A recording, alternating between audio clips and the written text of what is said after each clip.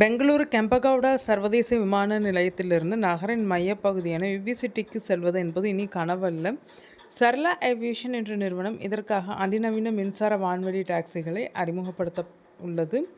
வழக்கமாக சாலை வழியாக 1.5 முதல் 2 மணி நேரம் வரை ஆகும் நிலையில் இந்த ஏர் டாக்ஸி மூலம் வெறும் 8 முதல் 12 நிமிடங்களில் இலக்கை அடையலாம். இது ஒரு 7 சீட்டர் 6 பயணிகள் மற்றும் ஒரு பைலட் கொண்ட eVTOL வகை விமானமாகும்.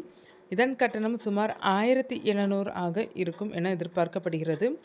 இது தற்போதைய பிரீமியம் ஊபர் அல்லது ஓலா கட்டணத்திற்கு இணையானது என்பது குறிப்பிடத்தக்கது. தற்போது இந்த திட்டம் சோதனை மற்றும் அரசு அனுமதி பெறும் நிலையில் உள்ளது. 2028ஆம் ஆண்டுக்குள் பெங்களூரு மக்கள் வானில் பறந்தபடி அலுவலகத்திற்கு செல்ல முடியும் என அந்த நிறுவனம் தெரிவித்துள்ளது. இந்த ஏர் டாக்ஸிகள் செங்குத்தாக எழும்பி செங்குத்தாக இறங்கும் தொழில்நுட்பம் கொண்டவை. எனவே பெரிய ரன்வேக்கள் தேவையில்லை. பெங்களூரு மட்டுமின்றி சென்னை, டெல்லி போன்ற நகரங்களிலும் இதற்கான முயற்சிகள் தொடங்கிவிட்டன.